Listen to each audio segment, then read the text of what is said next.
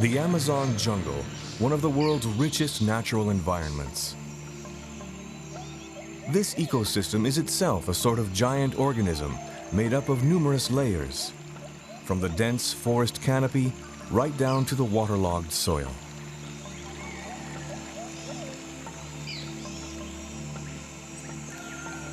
An enormous variety of plant and animal species are found here and nowhere else on Earth. Many of them haven't even been discovered yet.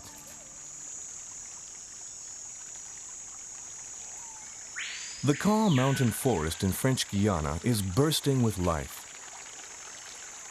Forest neighbors fear and fight one another, avoid or ignore other species, are born and die every instant.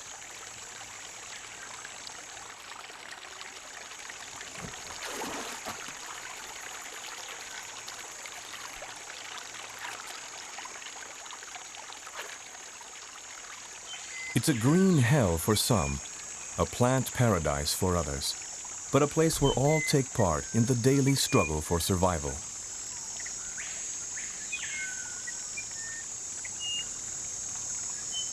Relationships are constantly shifting as species prey and are preyed upon in the time-honored law of the jungle.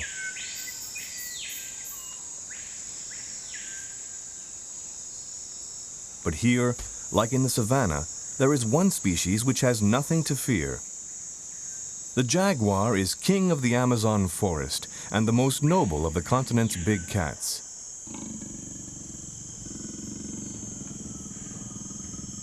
However, this feline shares his domain with another species, perhaps even more fearsome, the acetone ants.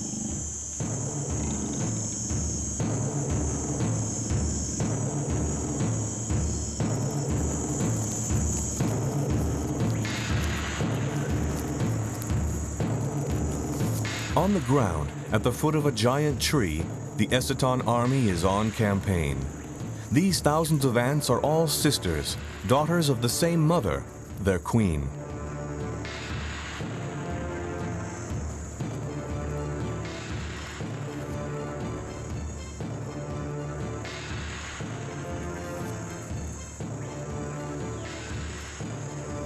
The army's sole task is to find prey and kill it, as these soldier ants have nearly 1 million mouths to feed.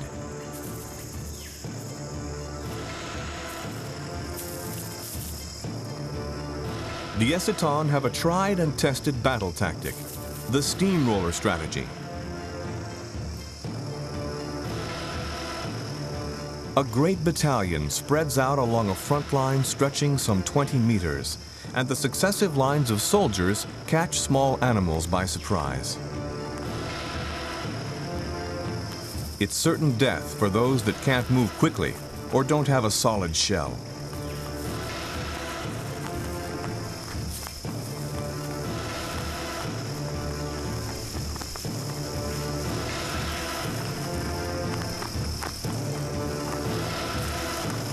The acetone react instantly to tactile stimulation, so the more the victim struggles, the more the ant's instinctive aggression is excited, which draws new attackers.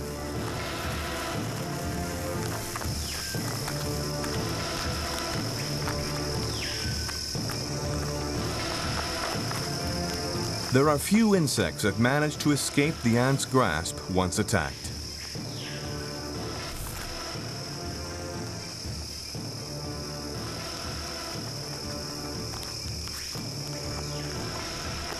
Like many insects, ants' behavior is inborn, determined by genetic programming.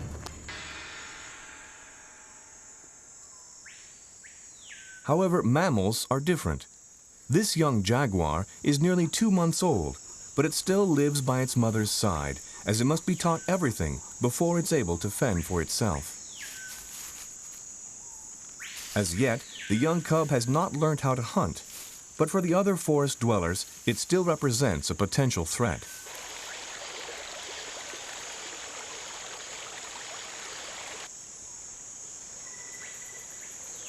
The mere smell of these big cats is enough to send a sloth up into the safety of the trees. And very quickly, as the mother jaguar has just sensed the sloth's presence.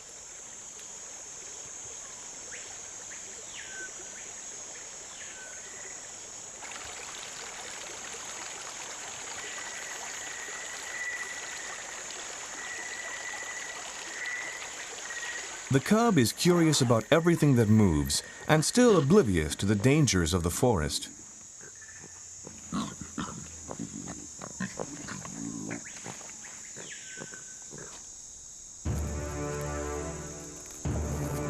In a hostile environment such as this, the young jaguar needs the close presence of its mother if it's to survive. But it will still make many mistakes before it learns what to look out for. Ants have no need of education, as right from the start they are programmed to carry out daily tasks in a routine that hardly ever varies. Mornings are devoted to hunting, and bit by bit the spoils are carried back to the nest.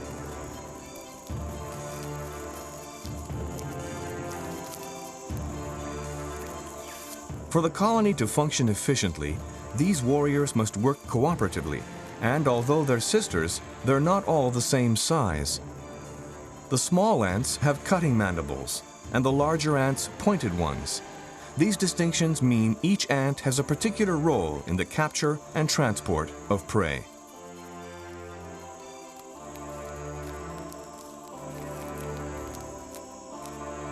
By afternoon, the acetone have begun heading back to the nest. They're nomadic ants and will soon be starting their daily move. Although insects have nothing more to fear now from the soldier ants, there are other dangers which await them.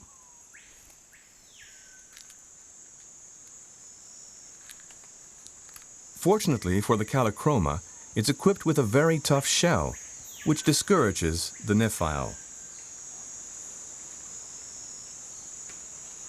Under the tree canopy, towards the end of the afternoon, the forest seems calm.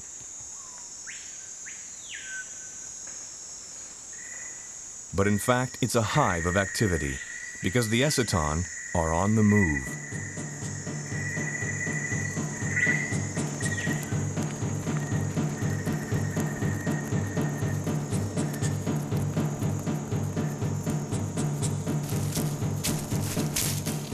The jaguar cub has awoken from its siesta.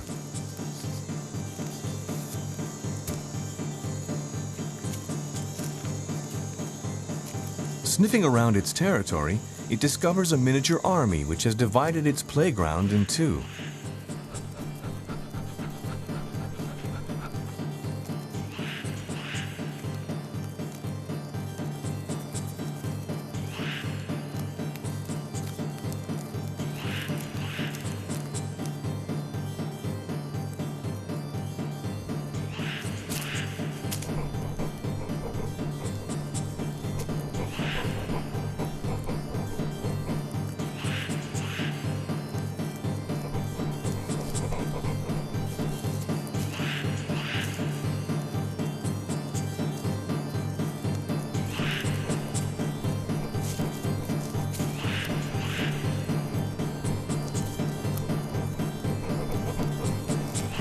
The parade seems never-ending.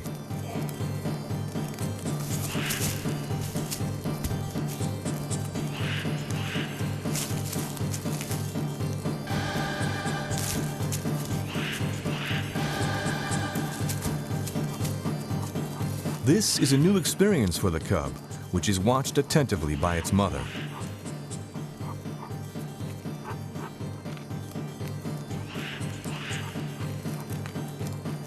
While enriching, it's also painful because acetone ants carry a sting and powerful venom, which they use freely, but especially should their egg nest be challenged. The new generation is the ant's most precious possession after the queen herself. The larvae are fully developed in just under 3 weeks. However, at this tender age, they can't bear the midday heat, which is why the workers wait until late afternoon to begin the move.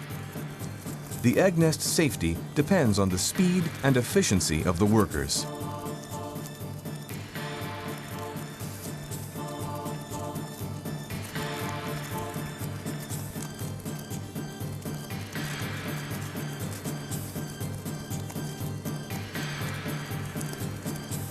The activity of the whole colony is directed towards moving as quickly as possible. To speed the egg's transport, hundreds of ants make bridges, stairs, and gangways out of their own bodies.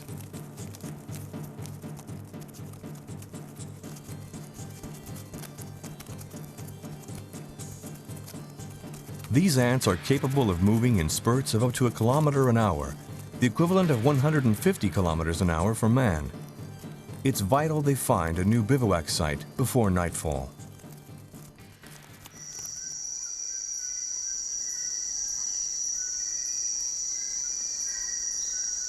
There are other species which prefer to wait for the night to go into action.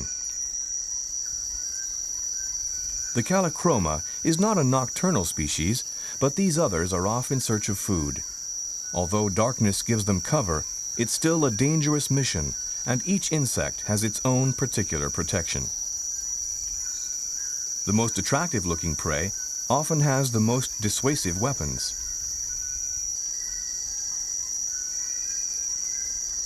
This caterpillar secretes a liquid distasteful to the praying mantis.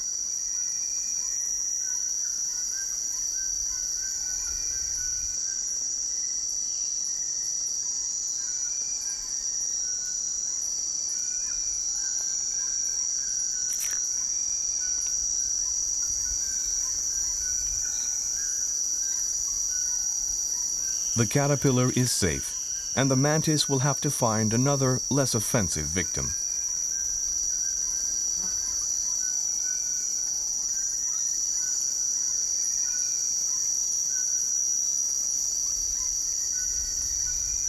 More ant colonies have appeared and are marching through the forest undergrowth. But it's a different species, which has come to stalk the Amazon nights.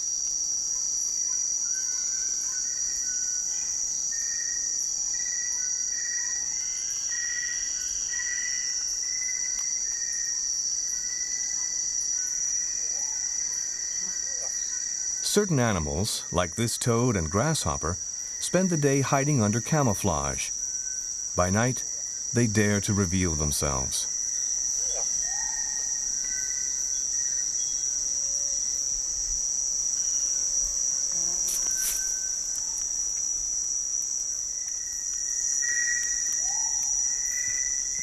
It may seem surprising, but ants are active in even greater numbers by night than by day.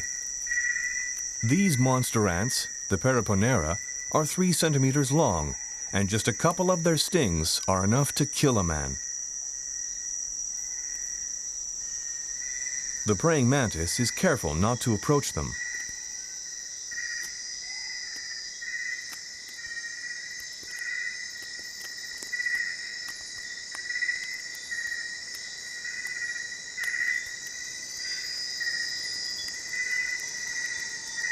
The grasshopper doesn't attract the attention of the red ants. They're too busy carrying their strange loads. In fact, they're not soldier ants, but vegetarian atta ants, leaf cutters.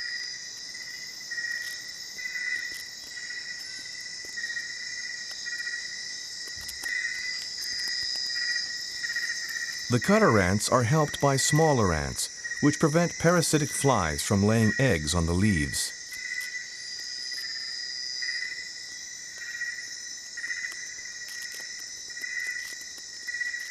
Atta ants will cut up all sorts of different plant forms. The diversity of their harvest is reflected in the variety of the forest.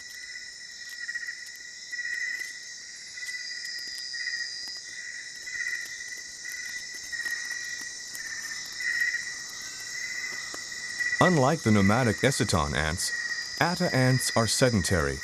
They always use the same familiar paths between their feeding grounds and their underground nest. Over the years, they've marked these routes with pheromones, smelly secretions which act as signposts. Using this system of marking, the atta ants have built up a whole network of roads through the heart of the forest.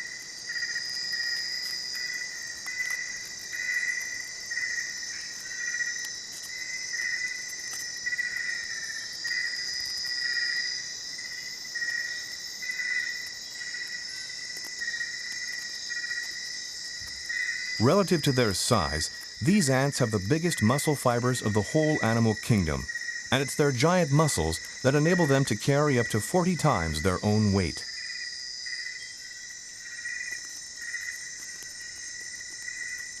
The ants' strength is mirrored by their endurance. In just one night, bushes, even entire trees, can be completely defoliated.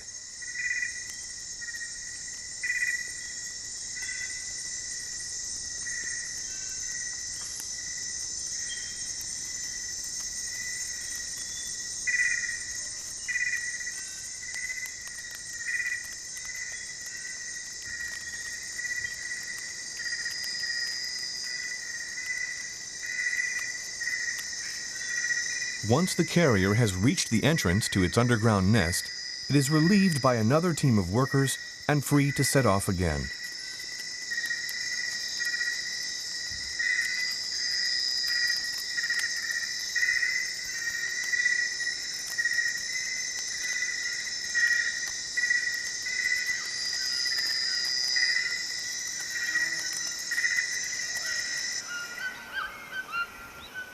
Near the acetone bivouac, the ants are still not very active.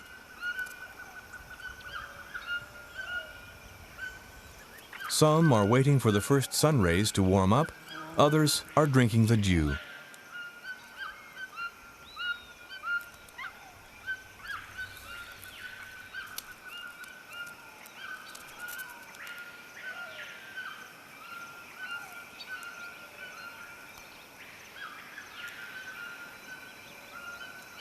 Many insects start their day by washing and cleaning themselves.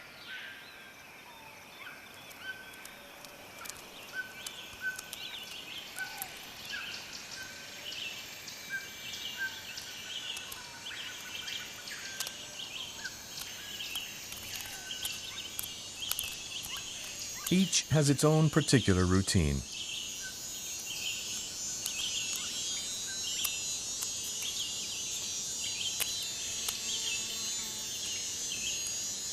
While reptiles need the morning sun to kickstart their metabolism. In the tropics, the thermometer climbs quickly, and in just a short while, these cold-blooded creatures are awake and ready for action. Ata City is buried a meter beneath the surface. The ants have all returned to the colony, but not to rest. Even though they've worked throughout the night, the leafcutters are still busy in their underground garden. These ants carry some 10 kilos of leaves back to their nest every night. The plant matter is chopped, chewed, and ground up into a compost, which the ants use to grow mushrooms. It's the mushrooms which serve as a food source for the larvae and worker ants. The young are raised in the production sites, with 100 or so chambers scattered throughout the underground city. The workers gather small bundles of fungal fibers to feed the larvae. Ata ants have different tasks according to their size. The smallest can get into the tiniest corners of the mushroom beds, while the bigger ants act as sentries, keeping watch over the galleries and nest entries.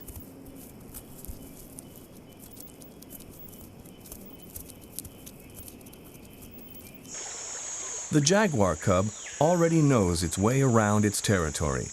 It's even familiar with the river.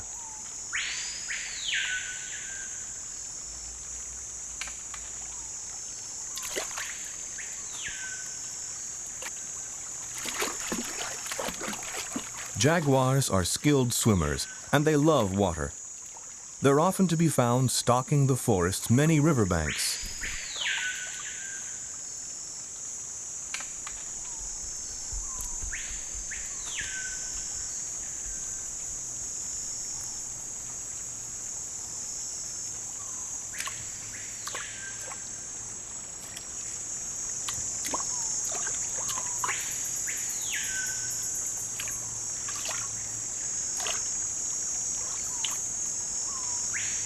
For now, the cub is more interested in playing than eating, and the riverbank provides some interesting encounters.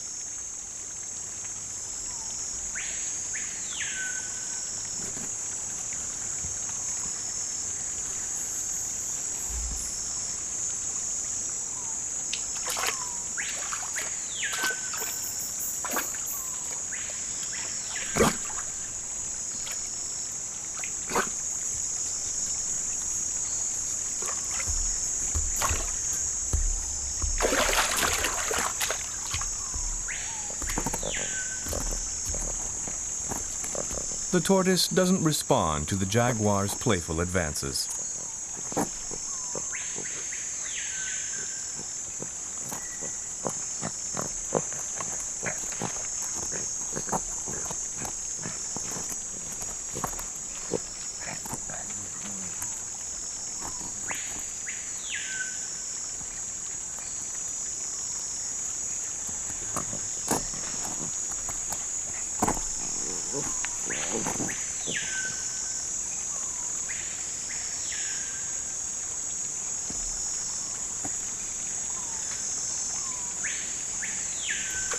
The crab is certainly more dynamic, but its defenses are painful.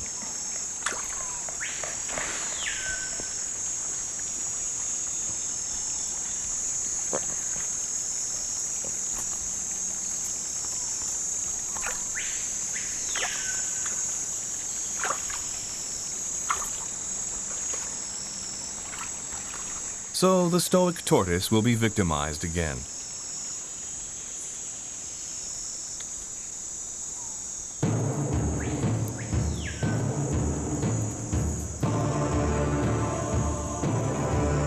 Play is not a behavior acetone ants are familiar with. They leave their bivouac every morning to go hunting, and if they come across another ant's nest along the way, they will loot it. These larvae are nourishing and easy to carry. The acetone don't kill them. Instead, they are stored for several days in case of rain, as the ants are unable to hunt when it's wet.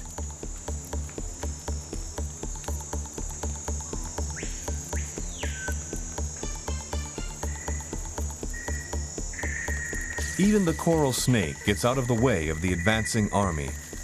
Although this snake has the most poisonous venom of all the Amazon forest reptiles, its weapon has little effect on the ants.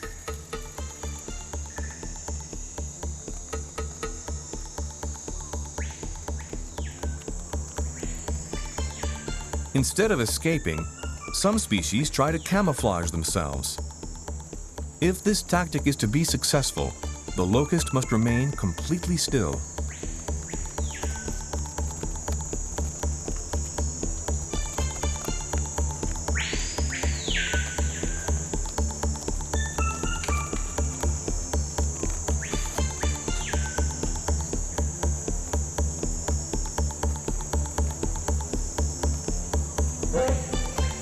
The Callichroma is unable to keep motionless. It shifts its legs and antennae and draws the ant's attention.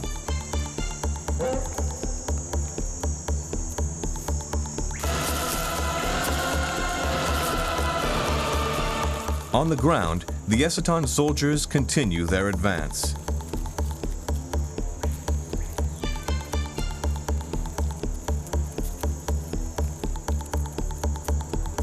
But for now, their presence hasn't stopped the Callichroma from pursuing its goal in life, to find a mate. Perched on a dead balata trunk, the Callichroma is on the lookout for females and not paying the ants much attention. Some are luckier than others, but if the male Callichroma waits long enough, a female may come along.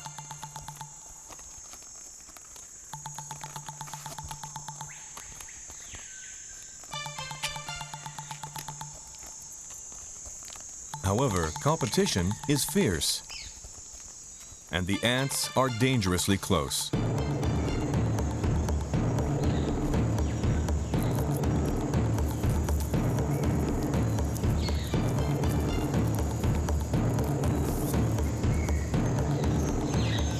There are few species which aren't menaced by the acetone. However, these birds are watching the ants with interest, in the hope of catching a fleeing insect, or even robbing the acetone of one of their victims.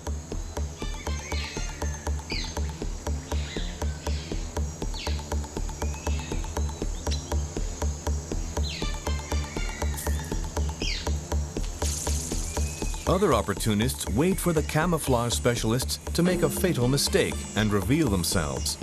That's what this liana snake is up to.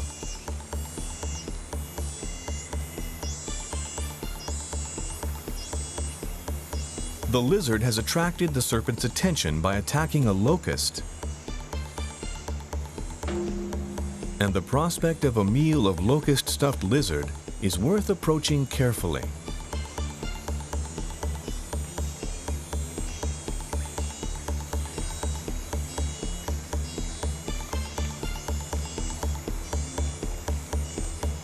Opportunity missed. The feast will have to wait.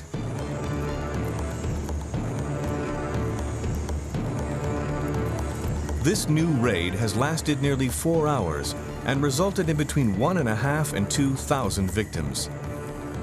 Dissected and mutilated, the insects are carried back to the bivouac by some of the troop, while the army continues its campaign. This grasshopper is experimenting with the camouflage method of defense.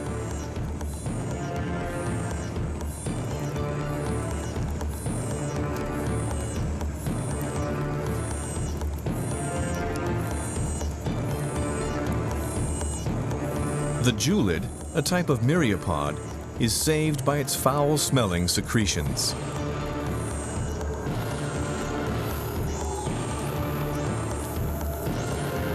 But the grasshopper's escape route has landed it right in the path of a cohort on the march, and its struggle has focused the ant's attention.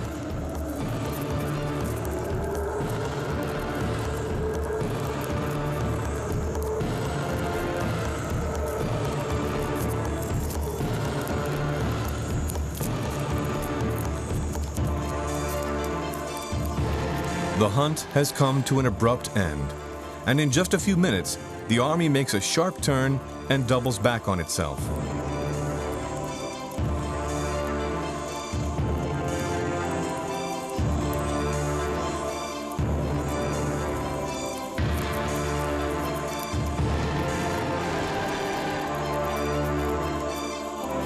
It is no doubt the position of the sun which has sparked the ants' retreat. In the afternoon heat, the prey risks drying out before it can be carried back to the bivouac. And the pheromones, left by each ant as a signpost for the next, disappear in the sun.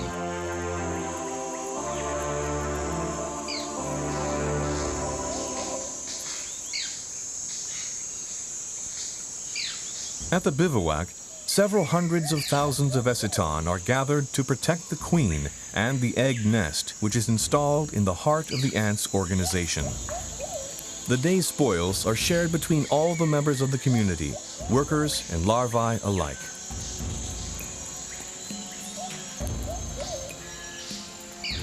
The bivouac has been set up at the foot of a giant tree, a perfect site during dry weather. But the dry season is drawing to a close and a storm is approaching. The acetone must find a new shelter for the larvae, which are now at the last stage in their development, the delicate phase of cocoon weaving. After a quick site inspection, the ants opt for an underground hollow, and the workers begin immediately transferring their egg nest.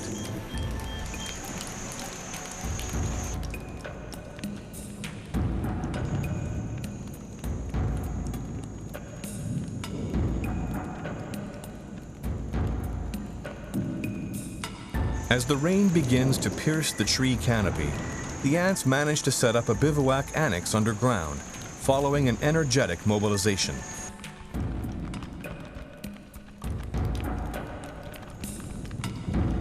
This is a real nursery, where the larvae can weave their cocoons under the guard of more mature ants.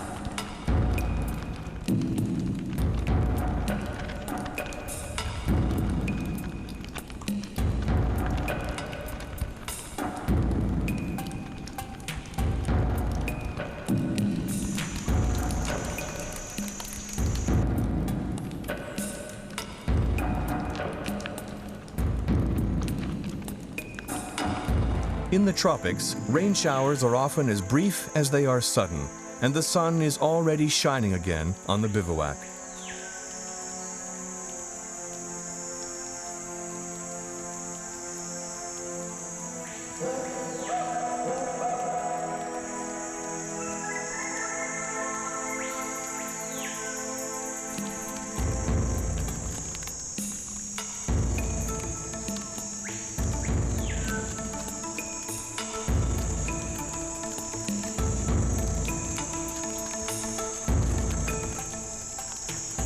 The hunters, caught out in the rain, are making their way back to the colony. Meanwhile, underground, most of the larvae have already finished weaving their cocoons.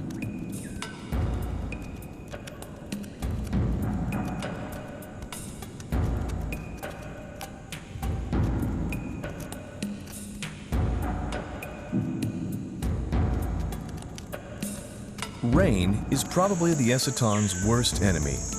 If it continues long and hard, it can prevent soldiers out on a raid from returning to their nest.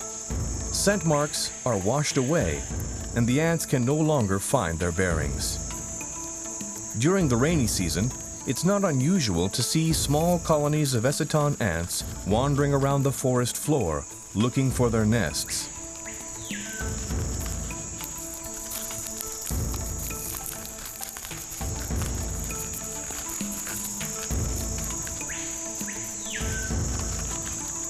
For once, the rain hasn't done too much damage. It served more as an alarm. Most of the colony has gone in search of a new bivouac site, which is better sheltered.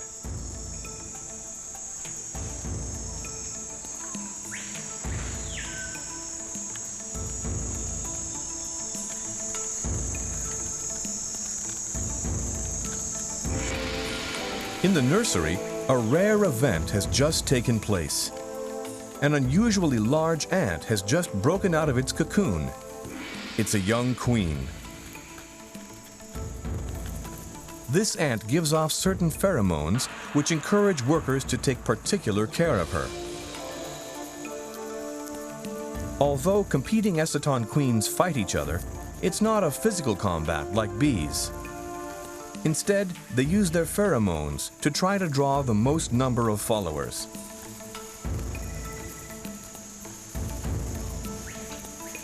But it's already time to move on. The majority of the colony march ahead of the two queens, which are a good distance from one another and barely visible behind their close guard. Sentries keep watch along the length of the route.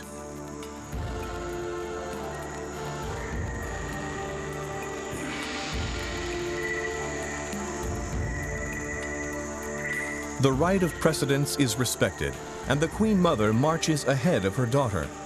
But these daily migrations have damaged her feet, and she can't move quickly. So the young queen soon catches up with her mother's group.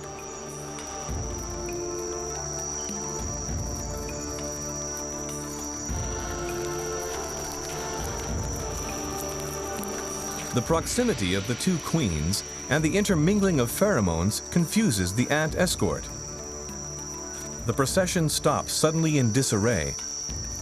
However, this holdup could put the queens in danger, and angry guards with their mandibles raised swarm all over the immobile queens.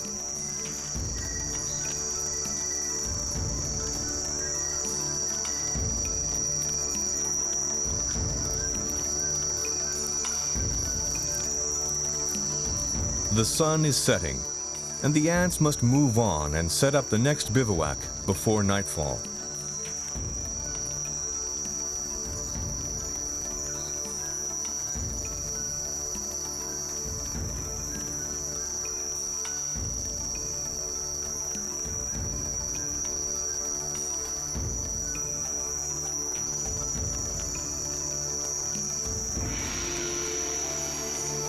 The young queen has now overtaken her mother and is in front. The enormous bunch of ants splits up as a majority move to join the new queen's procession.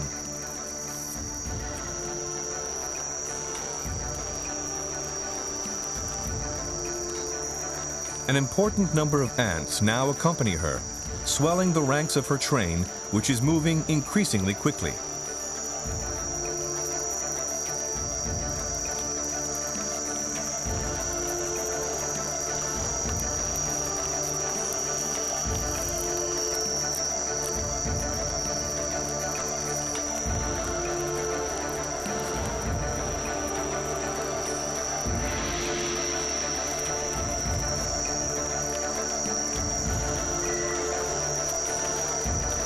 Any insect which makes the mistake of getting too close to the escort is immediately attacked.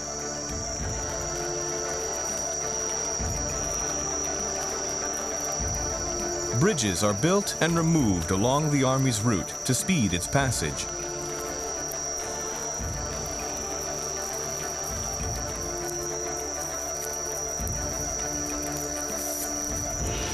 It's now too late for the other colony to follow behind. The cohort loyal to the old queen turns back towards yesterday's camp, which is still quite nearby.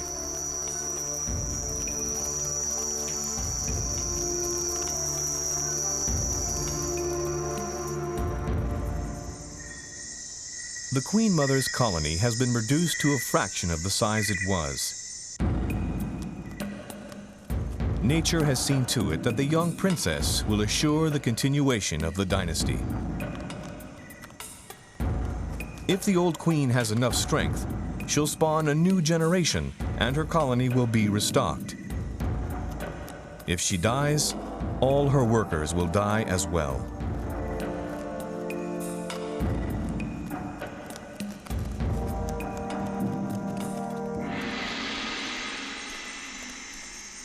Night or day, whether animals live alone or in colonies, individuals must ensure the survival of their genes if the species is to perpetuate.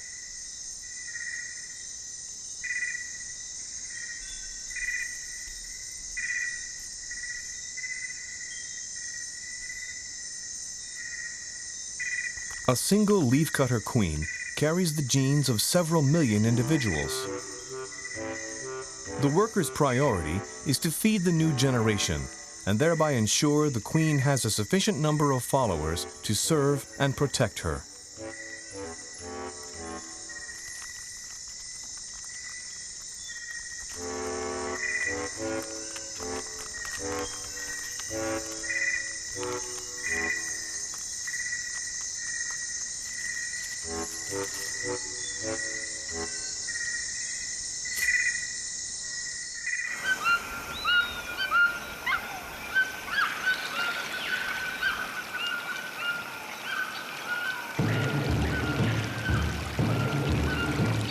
The acetone have a new queen, but their genetic programming hasn't altered.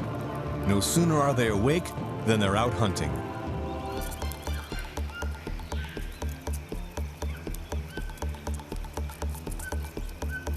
The acetone are not a threat for the iguana.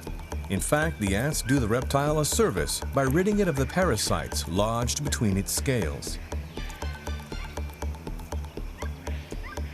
The acetone squadron has reached the galleries which access the Atta's nest.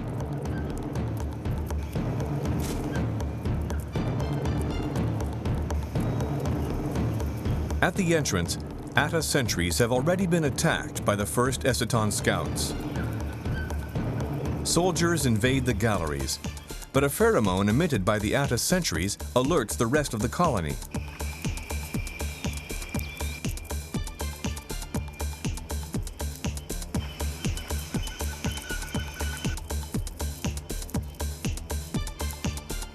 A meter underground, the first mushroom bed has already been attacked.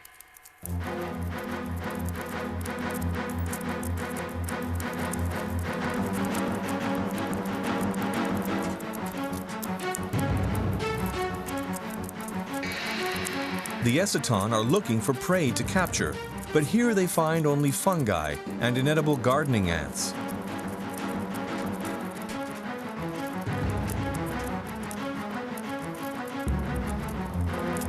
The Atta rely on their giant guards to defend their nest.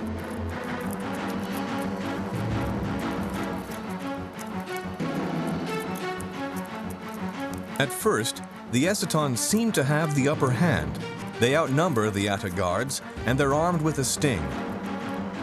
The Atta guards have only their mandibles, but they use them like powerful shears to decapitate their assailants, while they themselves are killed by poisonous injections.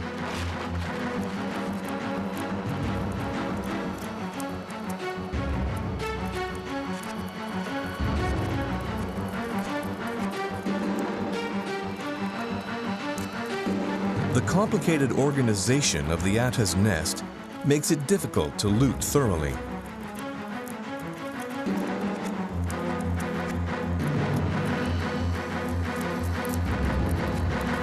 The larvae are scattered throughout 100 or so chambers, of which the acetone have found only 1 or 2.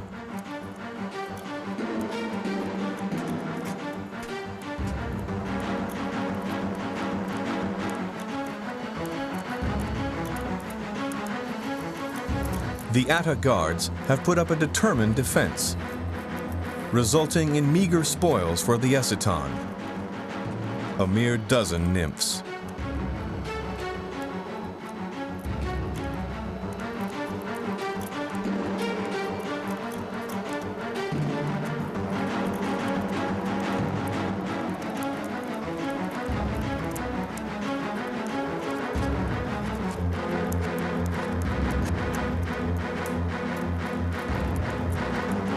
The acetone begin their retreat, making their way back to the surface, leaving behind them a tangled mass of dead and dying ants.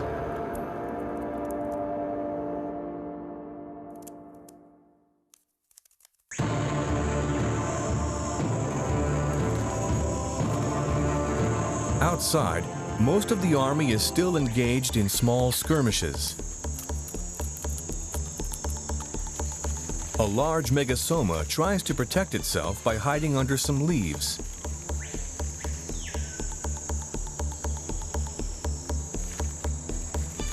But a hurried escape seems the only way to rid itself of these predatory ants.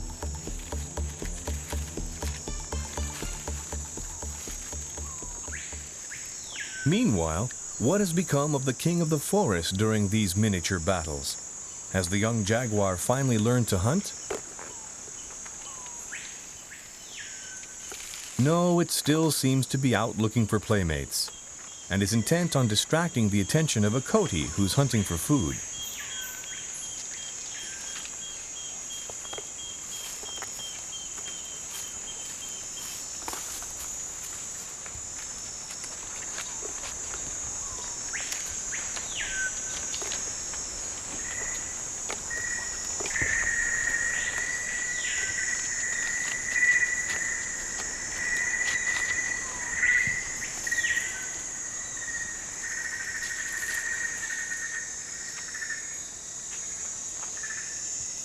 The jaguar cub really does just want to play.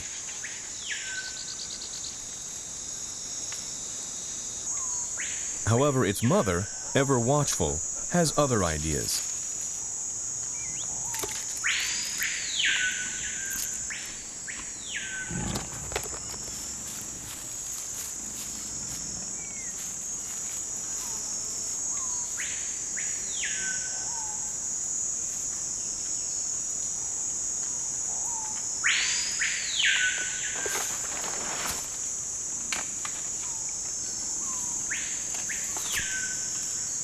It's through playing and observing its mother that the cub will develop its own hunting instinct.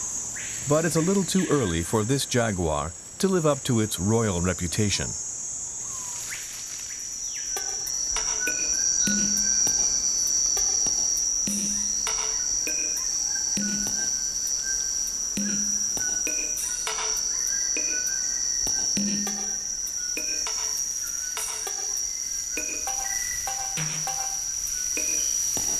The acetone colony with its new queen is now at the peak of its cycle. This afternoon, a community of nearly 1 million ants is getting ready to move again.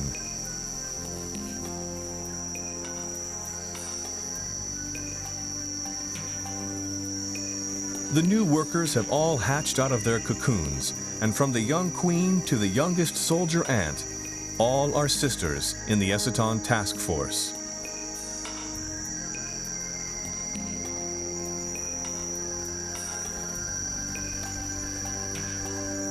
A million individual organisms, or one sole unit, the colony. The acetone are at once ferocious predators and self-sacrificing individuals whose behavior is directed toward the good of the colony and the survival of the species.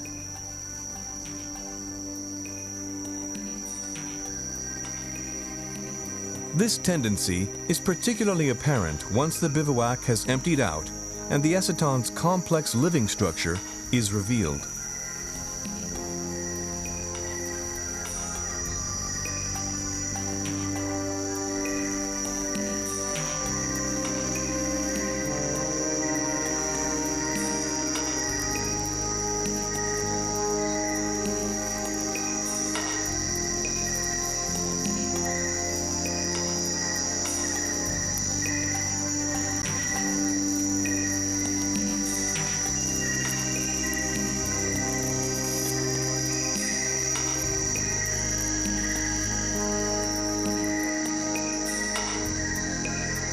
Every acetone ant can become a construction worker.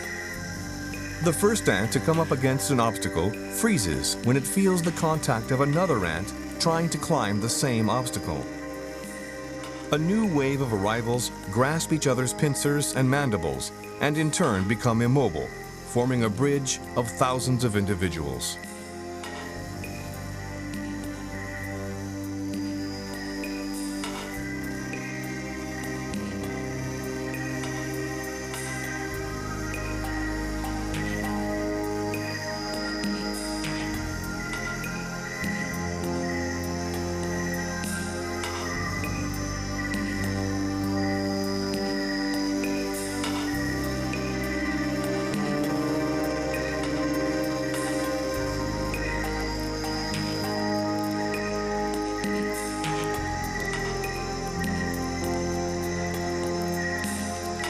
When food is plentiful, a generation of winged male acetone hatch. Once they're mature, they leave their colony to fly towards other acetone nests to fertilize the queens. In this way, each colony's genetic stock is renewed and evolves.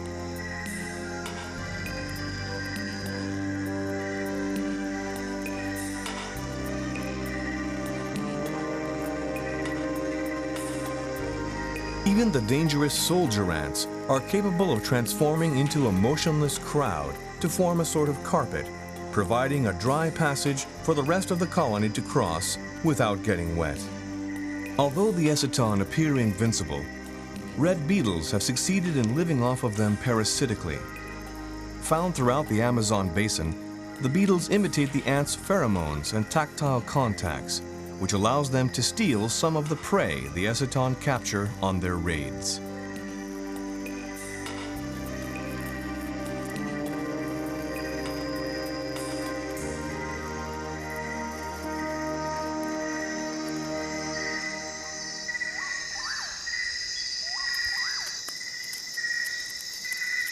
Night falls again, and the leafcutter ants are once more out harvesting the forest in French Guiana. They seem unperturbed by the earlier acetone attack. Here in the Amazon, from the novice jaguar cub to the perfectly programmed warrior ants, each individual has its unique place in the ecosystem.